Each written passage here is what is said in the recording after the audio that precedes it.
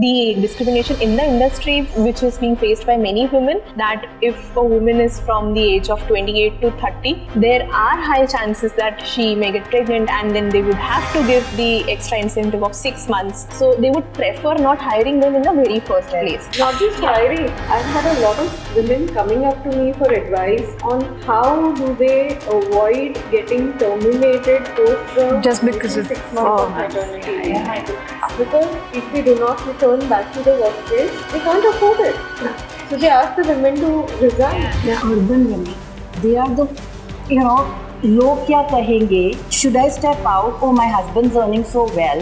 Does it make sense for me to just start up? What will people think? ये छोटा सा काम कर रही है. At the same time, we also have examples of the most rural women earning in India. All our cooks, our maids, to our house helps, to our Aya Bens, everybody is a woman. उनका social contribution इसलिए accounted नहीं है क्योंकि सब कुछ cash में है. Today, if a girl is trolled or bullied online, do you think there are any laws in place right now? What can she do? Yeah, sure.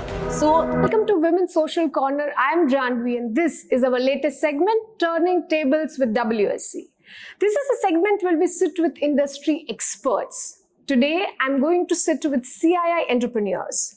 CII means Confederation of Indian Industries. So this body is an NGO, it's non-profit, it becomes a bridge between entrepreneurs and government. It also influences policies to some extent, so it is clearly a very important institute. And today, we are going to sit with CII entrepreneurs who are Yogita Ahuja, Liza Vanjani, Poonam Kaushik, and Miti Randeria. So let's get the conversation going. On to Women's Social Corner. To start with, tell me that what does CII does for women? Like, what is in it for women entrepreneurs, that CII brings to the table? I feel CII is a pan-India national body which acts as a wonderful, first and foremost, link between the government and the business people, whether they are entrepreneurs or they are established MSMEs or large-scale organizations. And within that larger ambit, each of the states is doing a phenomenal job of, again, being the bridge between these two parts of the community.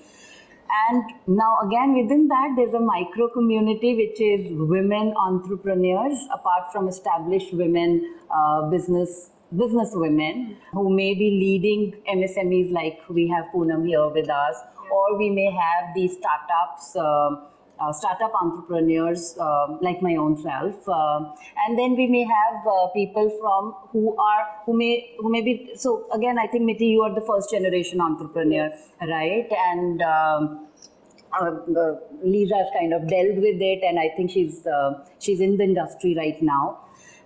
So this is going to be a very personal sharing, that what I have felt after having been part of the CII ecosystem for more than 8 years now is that there are so many opportunities that CII as a platform provide for anybody who just steps in. And for women, primarily, there is a lot of support system. First and foremost is to be able to network with people and get the access to the resources, whether it's the brain resources or it's the relationships, the access to the government organizations, which is not easy. You can't just step into a government organization and say that, hey, I'm doing this work, and why don't you just kind of have a look at it. But with CII, to have the access to the ministries, to have the access to the right kind of people who would be able to highlight your work, it is so easy. It's very smooth. Like very well said by Yogita, CII has a lot of opportunities for both genders. It is not only women specific, but if I talk about women specific, then of course CII's Indian Women Network is dedicated to women and it has state chapters. Gujarat is a chapter now headed by Yogita.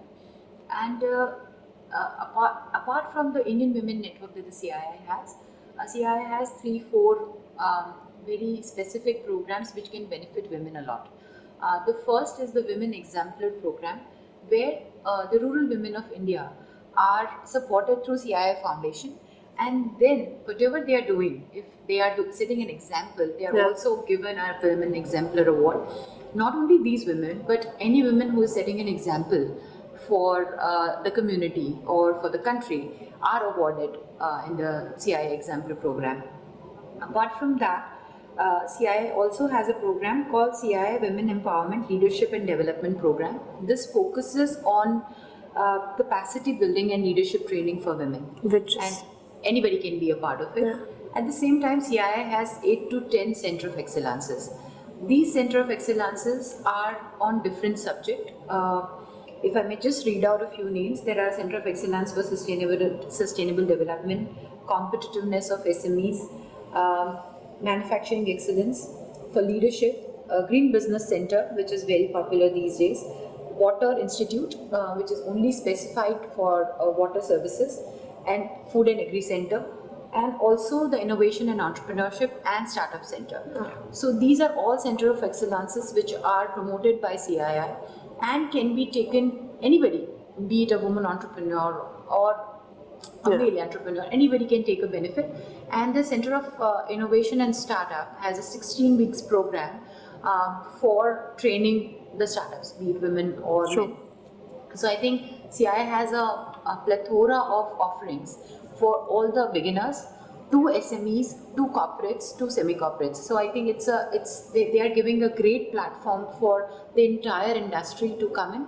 And again, they are bridging this industry, like Yogita said, they are bridging the industry and the government.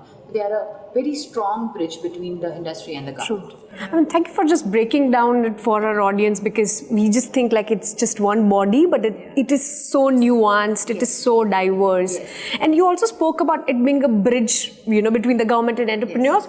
But tell me what the policies or what are the schemes that the state government or the center government has for women entrepreneurs that women need to know about, because most of the time government does a lot but doesn't reach women because we just don't know about it. So if any of you would want to throw a light, So there are actually different things that not just the state government or the central government does, but there are also incubation centers run by state government and different private incubation centers as well. So I would read out a couple of the initiatives and the grants that are very much prevalent here in India. So first is the Startup India scheme, so which I believe anybody in entrepreneur background or not would know about this. And for each of these, there are 4 stages in which they actually divided for the ease of working. So there is this ideation stage first, when the startup or any of the entrepreneur, basically, they have just started it with their baby.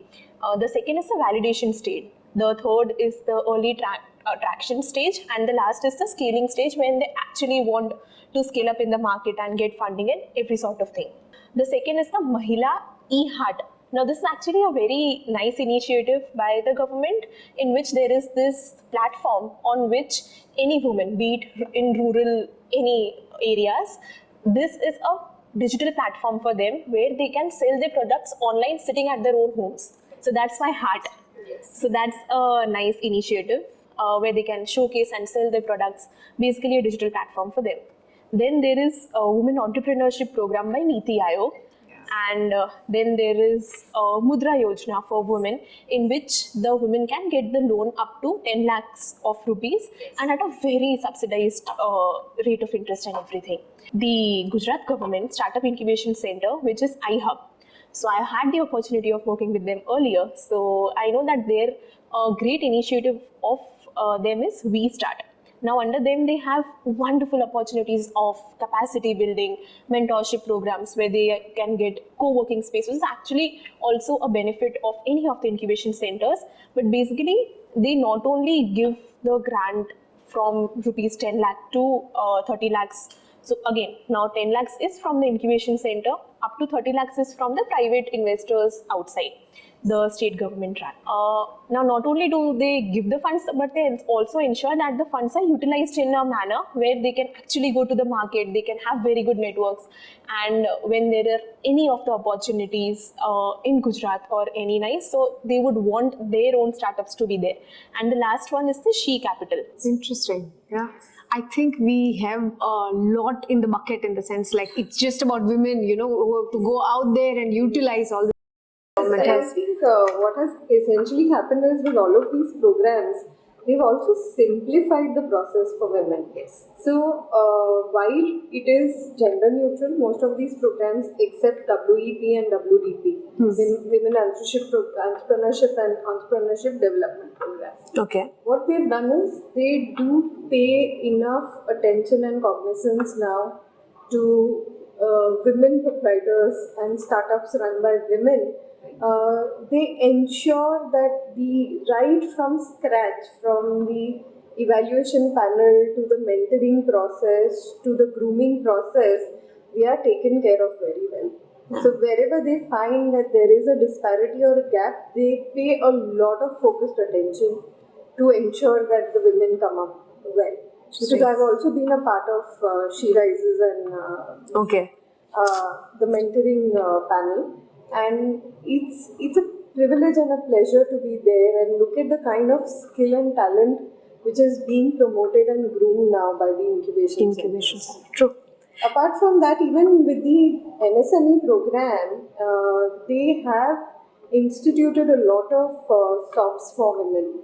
So they've made it very simple for women to simply get a loan just under the MSME scheme also. You present your business model, you present the business potential, the valuation, and based on that, there is a whole matrix worked out for the loan, the amount of loan, the nature of loan, and at interest rates as nominal as 2%. Wow. That's so interesting, yeah. And when we, you know, you just mentioned about MSME, and I think when we're talking about women entrepreneurship, MSME is very important. And Poonam, especially you, that you have an experience of that. Yeah. What are your thoughts on MSMEs in Gujarat, the whole ecosystem? What needs to be worked upon, and what's going exactly right in this domain? I think I should say that there is a huge focus on MSMEs after PM Modi emphasized that how MSMEs can strengthen any nation, you know. And I think 10 years ago we were not even talking about small size businesses, right? And now we are every day having an MSME panel, MSME conference, MSME empowerment programs, banks looking at MSMEs for giving out loans, and a lot of schemes being developed around MSMEs, because I think we are the biggest pillars of Indian industry as of now. I don't have a count, but I'll have to go back and check. But India has, I think, more than 6 lakh MSMEs or something. And all these MSMEs are trying to generate new jobs. They are trying to, you know, contribute to the Indian economy. But what is the most important part, like an MSME like us can do?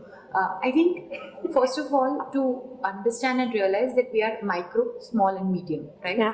And micro entrepreneurs are mostly, the women sector is mostly coming from the micro background, because the home businesses for women, like bakery, jewelry, or fashion, Anything from home, they are not registered, unfortunately. So we should be talking, when we are talking from such a platform, we should be telling them and encouraging them to register these platforms.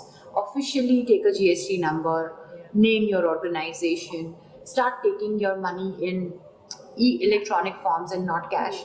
So these micro can then come to small, and then small can, you know, elevate go into to medium, and then And today we have fashion houses like Masaba, or you know, many fashion houses. I think there are so many women designers who have come to the mainstream, and they have developed their micro businesses to the medium businesses, and eventually scaled up. Yeah. exactly, and doing top lines of hundreds of crores every year. So that mindset is very important. Number one, that you have to get yourself registered. You don't have to remain a micro. You don't have to be a mindset कि मुझे घर से काम करना है and बच्चे भी संभालने हैं, किचन भी संभालना है, तो मुझे मेरी कंपनी को रजिस्टर नहीं करना. No, that's a very regressive thought. That doesn't let you grow. क्योंकि अगर आपको पैसा चाहिए अपना बिजनेस बढ़ाने के लिए, it has to be registered. You have to go to a bank to get loans.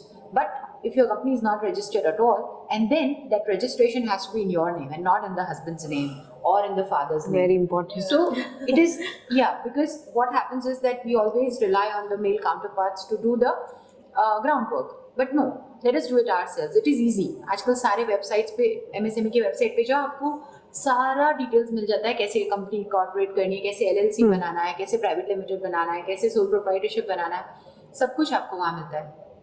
So MSME network is very, very closely handheld by the government these days, and not only by the government but the private banks. Like I introduced Purvi to you, right? Now Purvi's Pahal Financial is a microfinancing company only dedicated to fund women and rural women up to 50,000 rupees. How interesting is that? Yeah, and they have, I think they have a book of more than 1,000 crores now, which they are lending to second tier cities like Jharkhand, Bihar. They are doing it in Madhya Pradesh. They are doing it in the rural most background. And you know what is the NPA of her company? Less than 1%. It's If they know phenomenal. that women generally do Exactly. not it is kind of phenomenal default because- on their correct. loans. Women are so responsible that they do not default on their loans. So we do not know our strengths, honestly.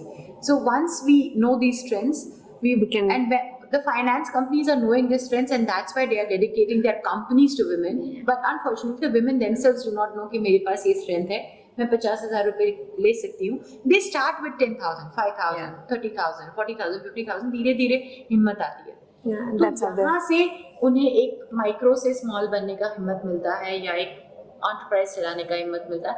कितने rural entrepreneurs India, Gujarat में हैं, in fact जिनके fashion labels हैं. Forgetting the name of the woman, and Bhumika. No, there is this rural woman who. अच्छा, वो Pabi right, Ben. right. Pabi Ben. Pabi Ben. Yeah.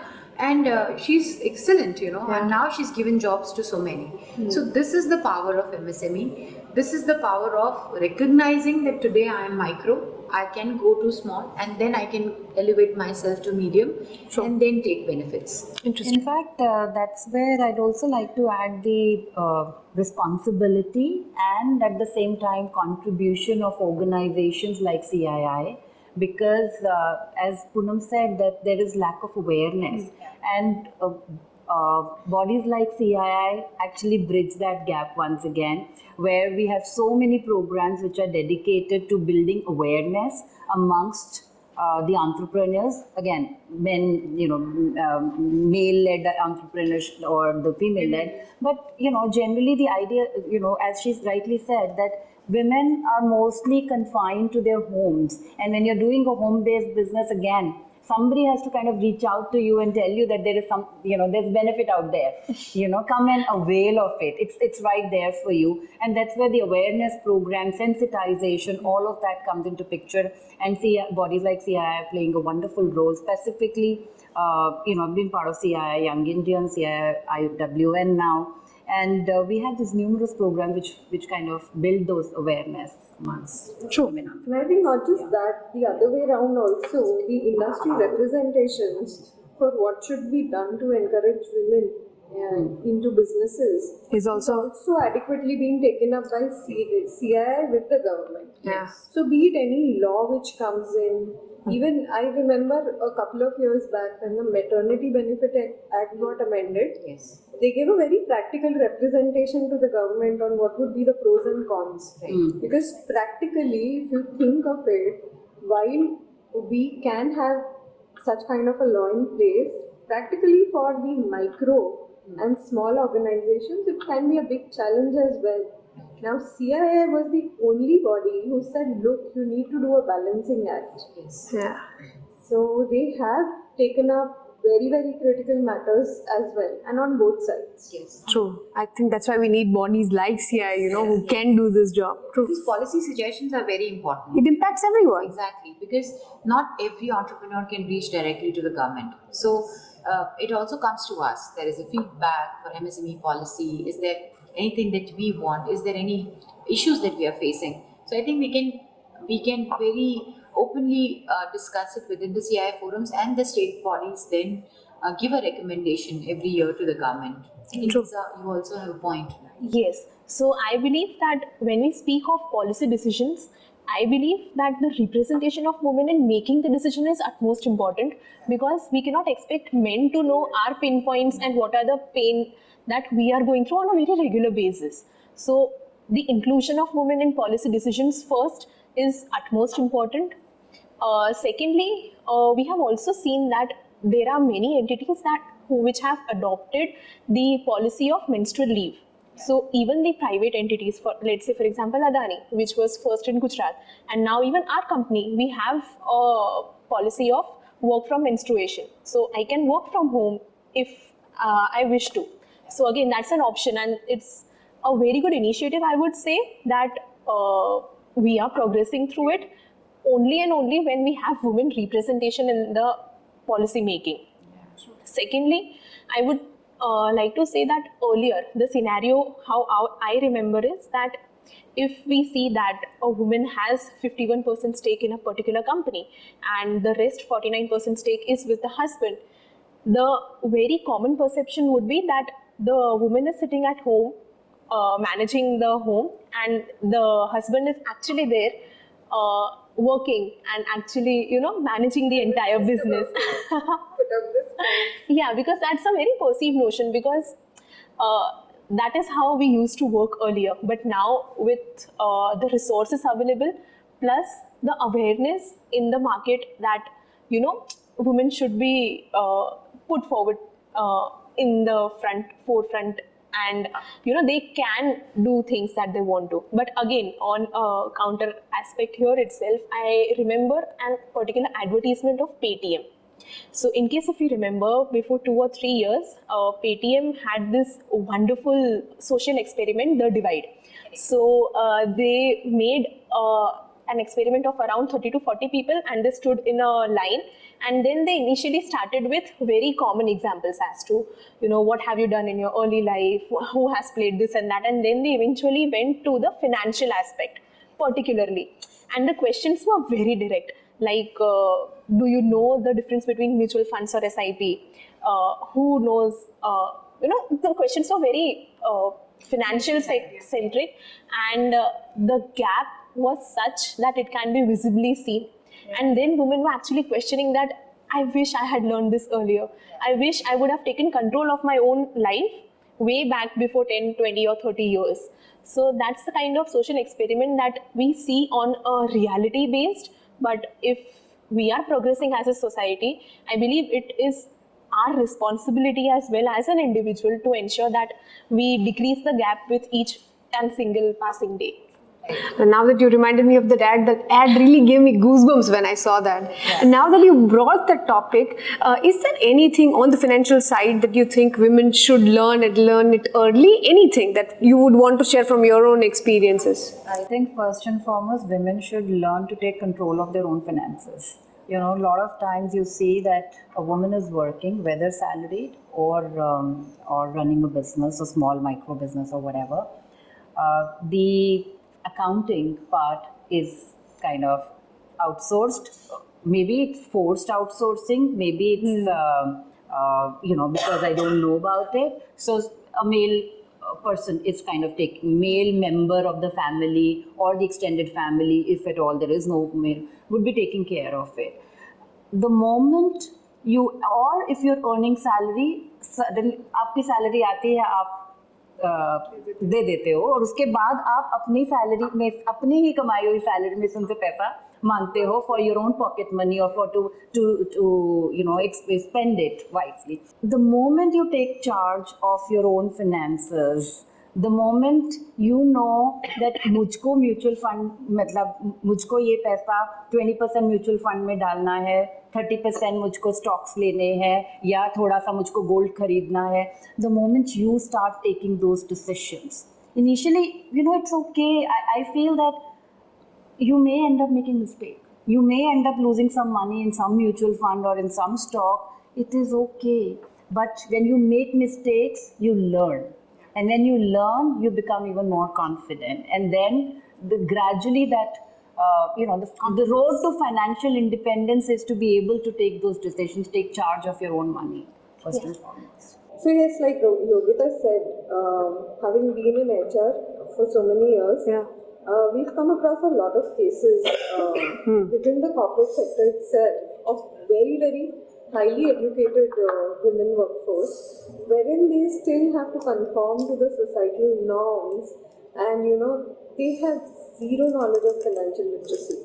Because anything that they get in their hand has to be contributed to the family and then borrowed in from them. Yeah. Right? So I think this whole construct, societal construct, needs to change, which I think the schools and colleges are now doing a fairly good job of. If you remember, many years back, when this was just somewhere pre-liberalization, so the late 80s, there was this big UN cry where in the textile workers, they had changed the entire orientation. They wanted to hand over salaries of daily wagers, textile workers to the wives instead of the workers themselves. Yeah. Because there was widespread alcoholism, addiction, etc. It's still the same, but now the change is that with the awareness coming in, with the NGOs working so rampantly, the women are getting more literate. Yeah, the women are learning how to manage money, when to expend money, how to save, how to educate their children. So I think that is the massive shift which is required. And a lot of these women at the grassroots. Look at Jaipur Rugs Foundation. What a beautiful business model. Yes. They've empowered women in the rural villages in Rajasthan. Right? Right. The workers, they are free to design the rugs. They are free to work on them, weave them the way they want to, and they get paid for their skills. Yeah. I think that is the shift that we need to look at. The entire socio-economic, socio-cultural construct needs to be changed. Yeah. And I'd also like to make a point here, Janvi, that empowerment comes after powering. Okay. So that's some food for thought. You empower somebody, correct?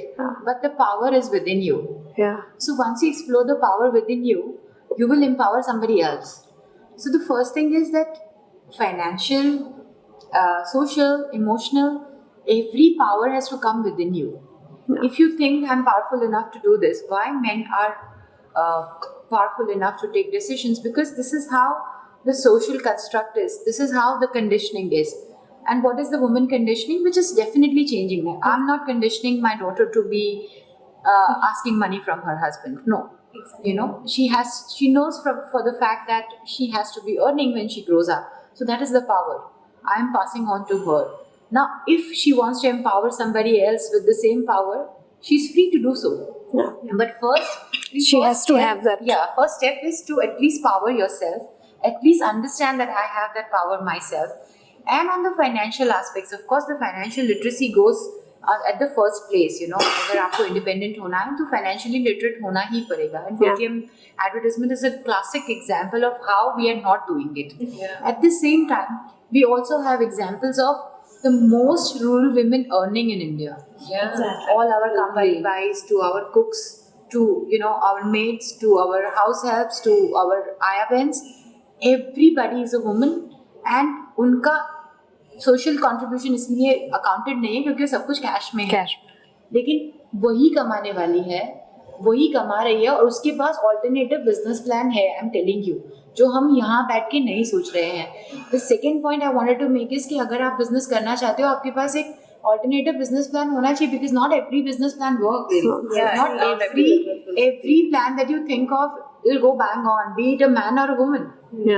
Today I thought of doing chemicals, it did not work. We did biopharmaceuticals, it worked. You just keep on trial and error. भी नहीं चलता, कुछ और करना पड़ता. But these tier 1 women who are doing our domestic help jobs or our job, they always have a plan B.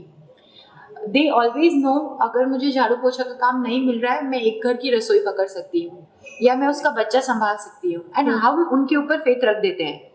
बहुत easily faith रख देते हैं कि हम ये नहीं देखते कि 10 साल का उसका एक्सपीरियंस क्या है. नीति would definitely subscribe to that.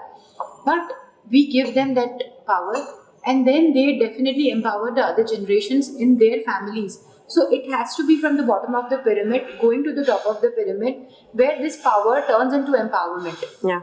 I think the most, how do I put it? Rural women, they know their power. And just to conclude what Poonam said, I am, the word empower, EMP, if you just twist a little, it's like I am power.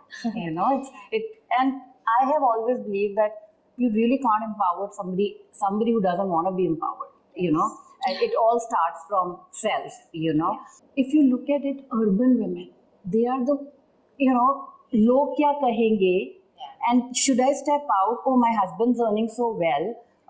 Does it make sense for me to just start up? Because I'm the wife of this large scale business person. What will people think? Ye chota sa kaam kar rahi hai. Or I'm the wife of the senior vice president. I'm the daughter of the so and so. We are the ones, specifically the urban middle class, which we are the ones who are stuck in time, thinking about what others will think, and we put everybody else before self. And if anybody in India has to break the mold and to get empowered, it is the urban middle class women. So wonderful. Yes.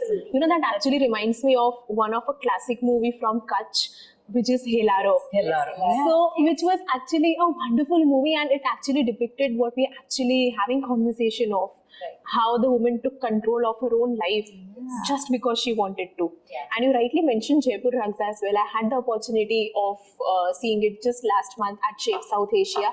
There's also this university which is Banasthali, which is around Jaipur. So that is specifically for women only. Yes. They also have a wonderful incubation center, and they have all of the facilities from mentorship to capacity program and the funding aspect, which is great. However, one thing that you rightly mentioned earlier, that taking charge of the financial aspect. I would say in all of the household, there are different aspects. Either the wife has the control of it or the husband has. But even if husband has the control of it, and if the wife is taking, let's say for example, 5,000 or 10,000 per month, the husband and the entire household has this faith in the woman that she is going to save at least 50% of the amount that she is getting. Yeah. So, the sense of saving the amount, using it wisely. Exactly. That is imbibed in women from very young age, that they are going to do it. And that is one of a very good skills that they do not recognize of, but they actually have it in them always. So I think urban middle class, when they are in distress, unki wife ki jewelry is the only asset that they have. Oh, we all know the stories. Then it become like the gold loan for the husband's business or whatever. Exactly. People like us, right? I will give you an example of a friend of mine, and recently she was very distressed. She has an 8-year-old as well. And she came up and shared with me, she said, Neeti, her father is an industrialist and quite an affluent industrialist, and she's married into an industrialist family. She gave up, she's an interior designer and architect. She had to give up her profession after the kids. And she comes up to me and says that, Neeti, you know what? I generally end up spending from the money that I get from my father's business, and I'm not feeling too good about it. So I said, why, what is the issue? You have in-laws, you have a very thriving business. She said, look, the very fact that I have to go and ask my father-in-law to give me money is extremely uncomfortable for me. Right? And that is the change in the middle class and the higher middle class mindset that we are talking about. True. And on the side, I also wanted to know from you, because you're from HR side, like gender discrimination starts most of the time in the hiring part. If you could tell us some of the inside stories, or what has been your experience? Are there really, criteria ki nahi lenge inko ya aisa? Yeah. So I remember in my early years in pharma, this was when the government had sort of started pressurizing for 33% reservation in the government sector. And this is when a lot of the companies also took cognizance and said, let's think about what we can do. And at my then employer, we ran a gender diversity initiative where we asked all the employees, not just women but men as well, as to what do they think should be done for women to encourage their participation at the workplace. And we came up with a lot of interesting insights. I mean, a lot of men also very rationally, we just put a disclaimer there when we sent out the form to the male employees. We said, assume that your wife is to come into the workforce and then respond to these questions. Okay? So clearly, there was a very, very clear thought process that they are the nurturers. Okay? Traditionally, we've looked at women as the nurturers, the caretakers, and the men as the providers. So that disparity still continues. So coming to the hiring part of it, for the MSMEs, yes, there is a challenge with hiring. We cannot deny it because there definitely are questions which still come up, like what are your family plans, what are your marriage plans? Because what an MSME essentially needs is stability of the workforce, right? In the growth stage, not just an MSME, even a large scale industry, when they are diversifying into a new segment, they need that stability of the workforce. They need people to at least bring them to the stage of a break even into the business.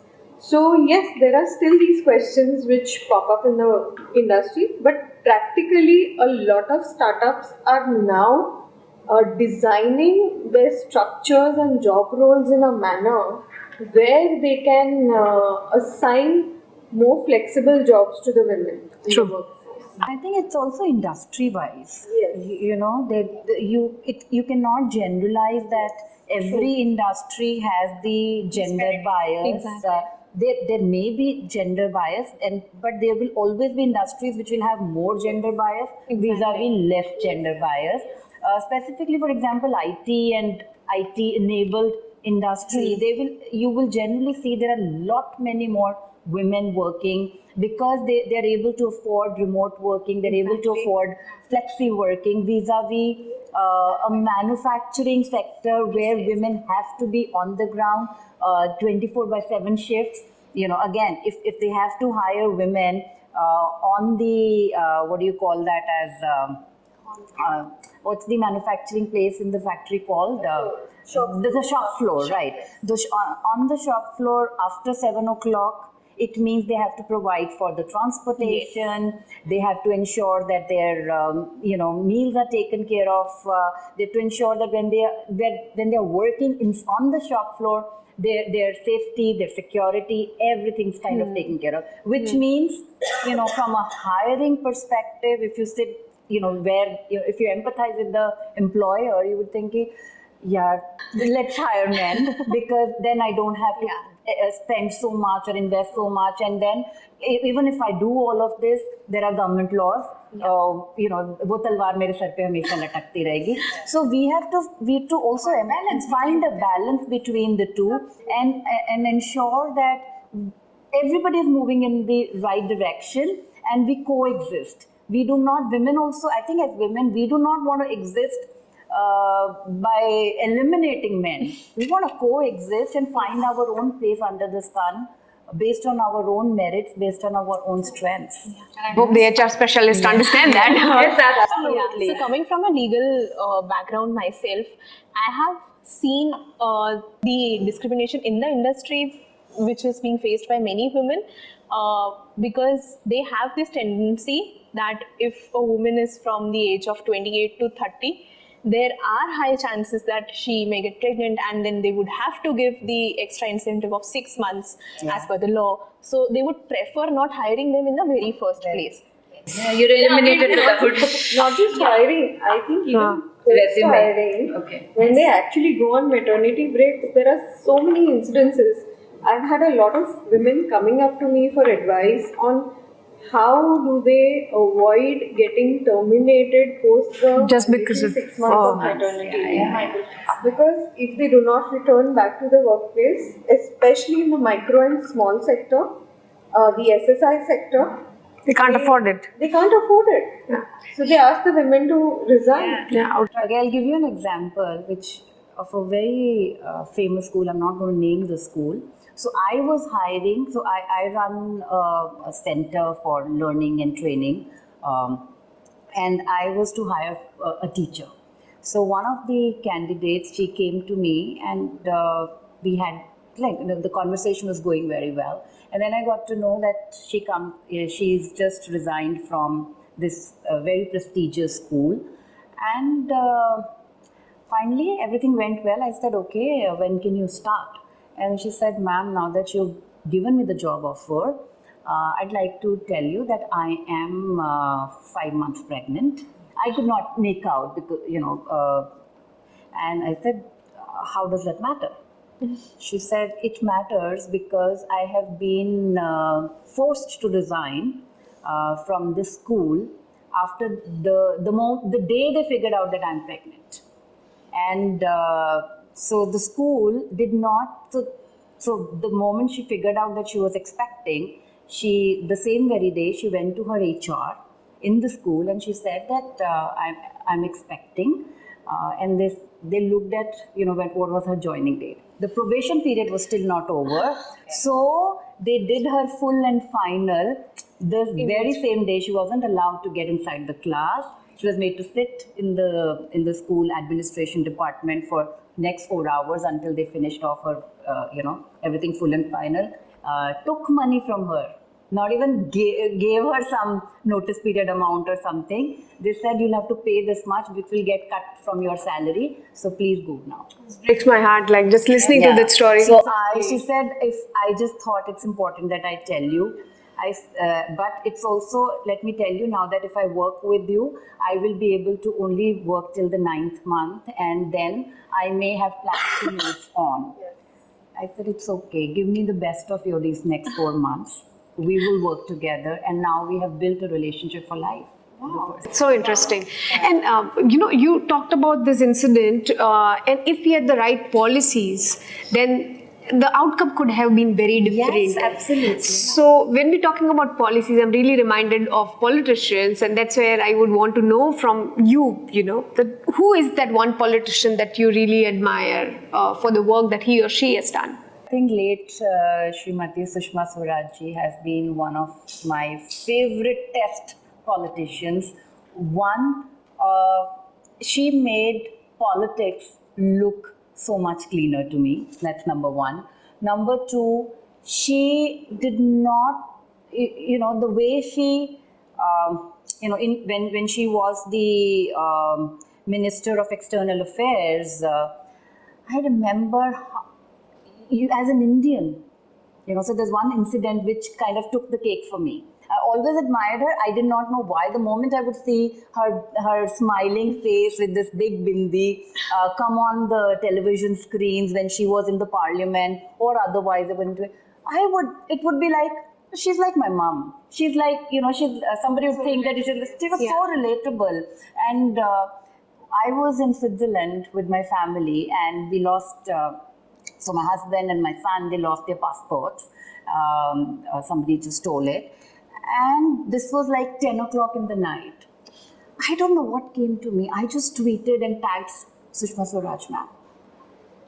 Will you believe it? At 6 o'clock in the morning, I get a call from the Indian ambassador to Switzerland, personally saying that you please come to Bern, in the morning. It was a Sunday. I said, sir, it's a Sunday. He said, doesn't matter. Madam has called us up. You are an Indian stranded outside India. We will not let that happen. We will get the emergency passports made for you in the next 3 hours after you come in. Wow. That's great. Goosebumps, like, So how will you not, admire the person, the kind of responsibility, the kind of urgency and empathy, about touching people's lives. It's touching people's lives. Yeah. So God bless her soul. She's got a fan for this life and beyond. And I think she was also one of those very few politicians who kept their own team on tenterhooks also. They made sure that they delivered what they were there for. Yeah. Imagine, yeah, absolutely. Why you could not have thought of any other politician who would wake up their team members or this by a tweet, not just, even just exactly. I just tagged her that please help us. I did not expect anything out of that tweet. It was just like my venting out, like somebody just help me. And such immediate action. And who would believe at 6 o'clock? The Indian ambassador She had a very, for me also, she's one of my idols because she had a very balanced approach. I had the privilege of hearing her in close quarters at one of the FICCI meets in Bombay. And what a woman. I think she had a very strong conviction. She was one of those rare politicians, Jaswant Singh, Yashwant Sinha and the likes, where they genuinely wanted to make a difference to the country. no matter what portfolio you give them. I think I would like to point out two politicians here, not because they are from the women gender, but Smriti Irani. She came from a very, very, what do you say? I mean, she had nothing. Yeah, she had nothing, but then going to the television, she got everything. Absolutely. And the television gave her the name, fame, the glamour, everything. And then switching to politics, where she did not know how people will receive her. Although they will receive her due to the glamour, due to the known face, but she did not only depend on the fame that she had got from television, but she really worked hard. She got education ministry at the portfolio, then textile ministry, and then fighting Amethi with Rahul Gandhi. I think Winning it. winning it, and then again losing Losing this it, time. yeah. But I think she's And had losing with grace. With grace, yeah. Even now, if you look at her handles, it just, and the kind of orator she is. I mean, she takes the floor while she's talking about. I see her bashing the foreign minister of Pakistan when they comment about what India is and what Indian politics is all about. I think one fierce woman who's gone every place, right from glamour to being a cabinet minister to not being a cabinet minister now, Seen a lot. working on women aspects. She's come onto Via events. Yes, a couple of times. absolutely. And Seen her while from I those talk, quarters again. while we talk to her, and while she sees a platform like Via, she's like, "Abhi bhi ladkiyan kam hai." I remember, so last YI event she came, she was sitting on the stage and there were gentlemen who welcomed her, and she was cheering the stage with the gentleman, and she was like, and they asked her about women empowerment and stuff. She said, "Where are the women on the stage? You put them all there." And she was so It's so blunt. evident, yeah. She's very vocal. at one of the flow events, I remember, she was the textile minister then. Yeah. And she said, "Look, I would love to come for your event, but my prereq is very simple. Everyone needs to be in Indian attire. Yeah. As a textile minister, if I come to your event and it's all about glamour, it doesn't work for me." Yes. So, Makes sense. I think resilience is one thing you could learn from Smriti Irani ma'am. Because so much muck being thrown at her, how much questions, and if you're in politics, Also on her kids.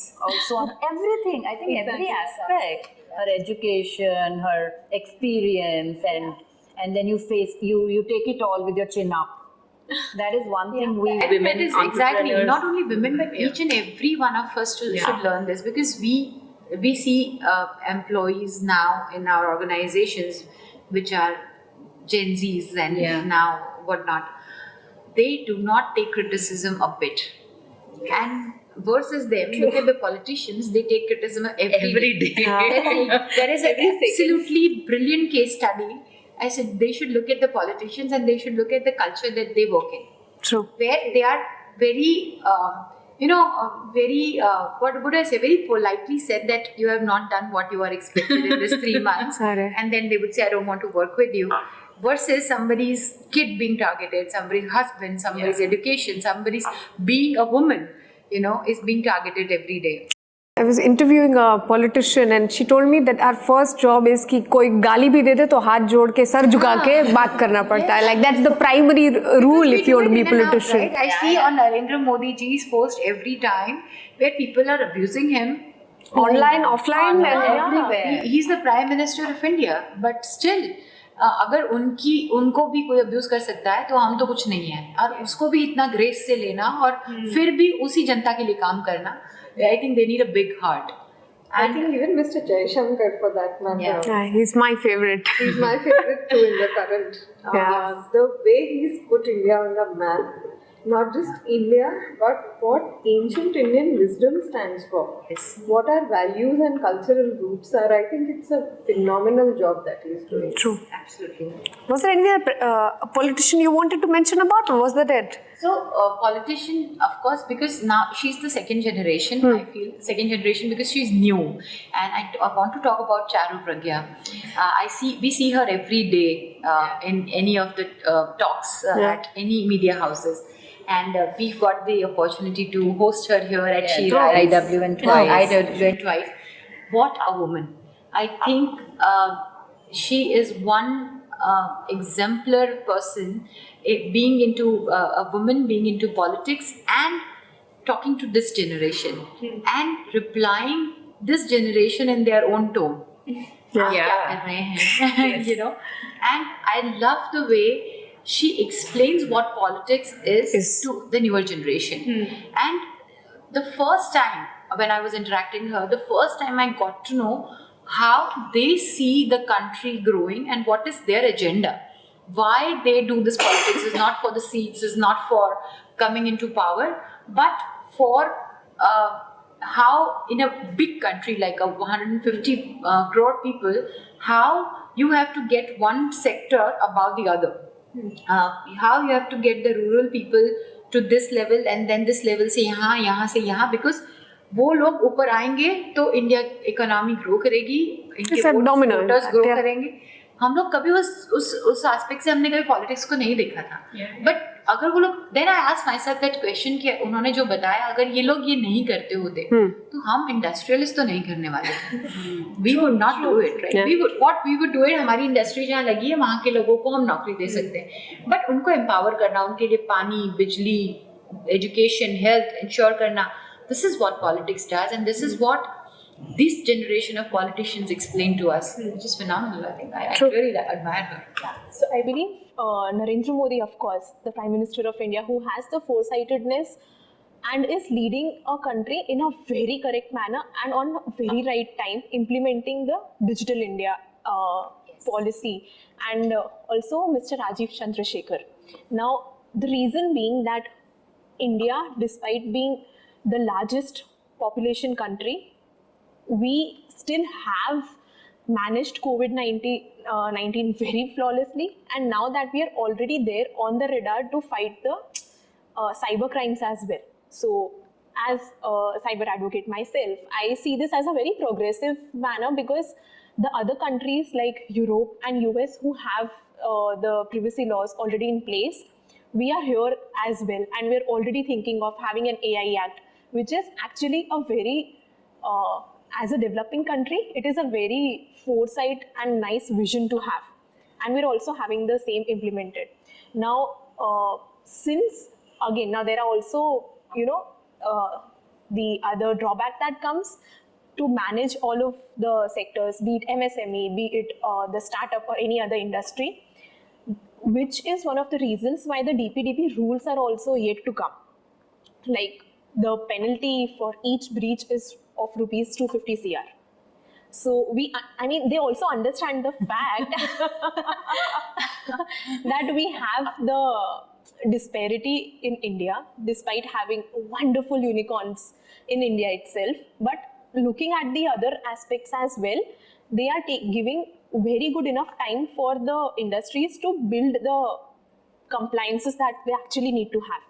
So I believe that India is on a wonderful path with wonderful people leading it, and the responsibility somehow, as I said earlier, is on us as well, because we as women, if we want to be treated equally, we need to first not just be educated but also be skillful enough to prove them that yes, we are there as you and we want to work with you as an equal. But as you mentioned about cybersecurity, today if a girl is trolled or bullied online, do you think there are any laws in place right now? What can she do, if you could just share it with the audience? Of course, yeah, sure. So a very wonderful initiative that we already have is the cyber. I'm so sorry. Which is the NCCRP, which is National Cybercrime Portal, and the name is cybercrime.gov.in. So if you could just go over there, a very good thing for actually women and children is that they can actually register an anonymous complaint in that. So the major fear that all of the girls have is that I do not want the family to know that what has happened with her in closed doors. Okay. So the police would not come directly to the house. They would not even know the name of the girl. They would register the complaint anonymously and then they would act upon it immediately.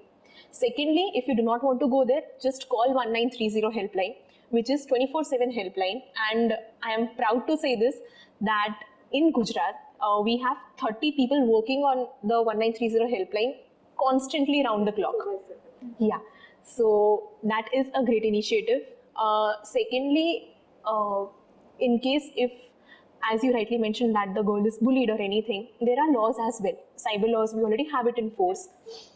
All in all you have to do, for example, if this is happening on Instagram, all in all you have to do is just call the nodal officer of Instagram, tell them, give them the complaint or email it to them simply. And they would have to take action within the stipulated time duration, because then they are liable to not do it. Because if they do not do it, then they have to face the consequences of the same.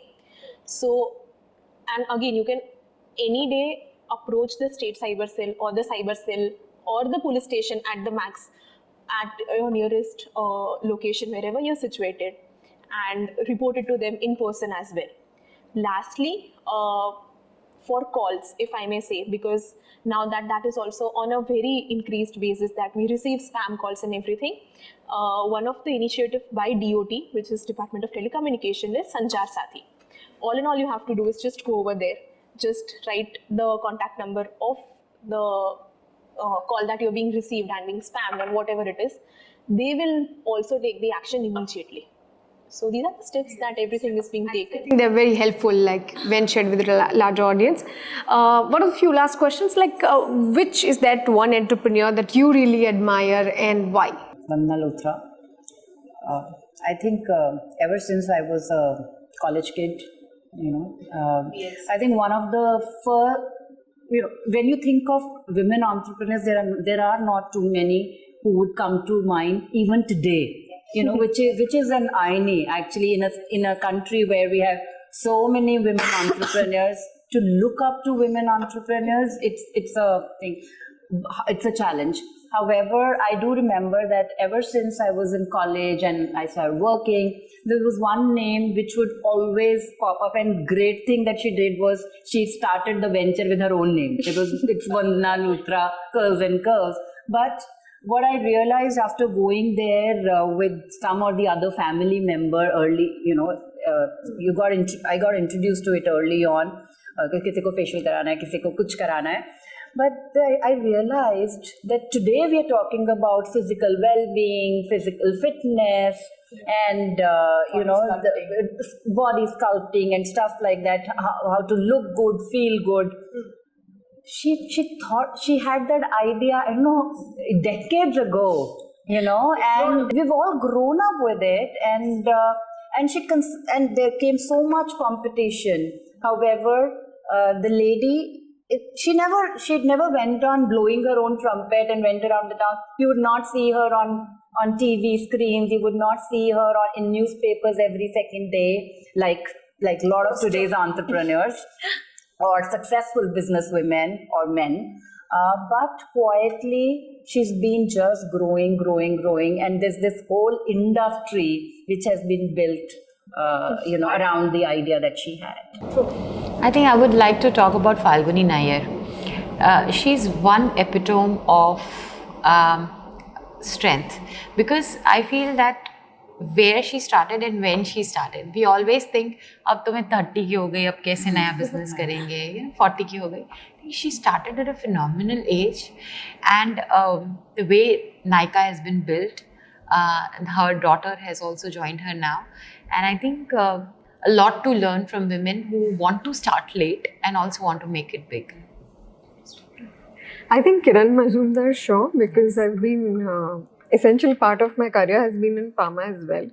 And what I love about her is her candidness. I remember in one of her interviews, she said, look, as women, you can't have it all and do it all. Yeah. Let's be very practical about it.